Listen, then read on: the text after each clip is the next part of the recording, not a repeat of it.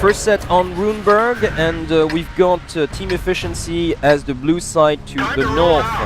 Yeah, I think with the tank lineups from both these teams here, Efficiency going with that Boar 6, so I'm glad to see that back. I want to see how they use that Boar 6, especially on Runeberg. They kind of balance that out with the 110 T32 object, 416 that medium, and then of course the light Elite Scout AMX-13, whereas their opponents, not tonight, going with a fairly actually, they love going with that IS-6 and that T-32 especially. T-34. Yeah, T-34, excuse me, yes. And they go with those two tanks actually on almost every single time. Yeah, we've got Das Lama, and I can't remember who. Das Lama usually with that IS-6, I believe. And I can't remember who was it like with the T-34. It was it's Miko.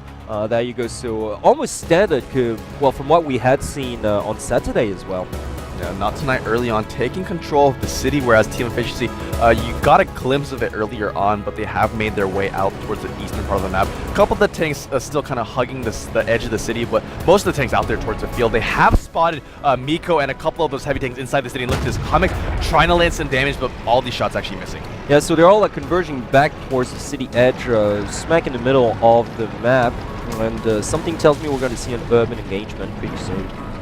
Yeah, look at that. She wears the pins, also being spotted there in that T1. So both teams actually knowing where the other team is, and a very stalemate kind of standard situation where we're seeing right now.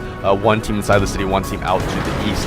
And I think it's going to be at least a little while, at least a couple more minutes between until we see some any form of real engagement. Until then, definitely a lot of long-range kind of poking war is going to go on, and just them trying to get a better feel of what the enemy is. Well, unless Efficiency really decides to go in, which they might because they just took out a T1, but I don't reckon they will. I still think it's too risky. Exactly, and heaven knows Team Efficiency are the careful side by nature, aren't they?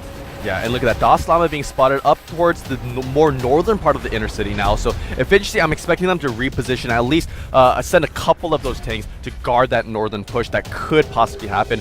Like you mentioned, Philip, yeah, they are a very careful team, so they're not leaving anything to chance just yet. They're going to just kind of buckle down the entire, not Immortals, excuse me, the Not Tonight lineup. And once they do, that's when they're going to move in, when they're for sure, once they know and once they're confident in winning that engagement.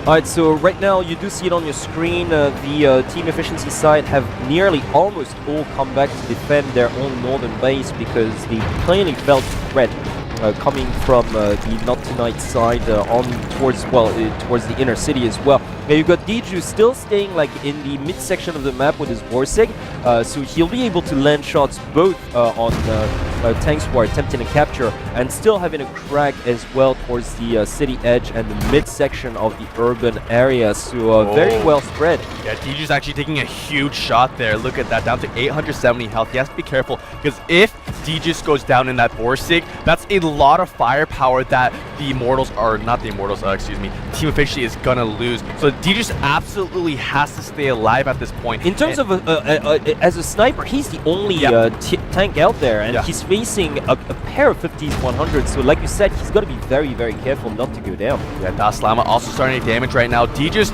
still hiding behind these buildings because he does realize the threat of those, oh yeah, wow.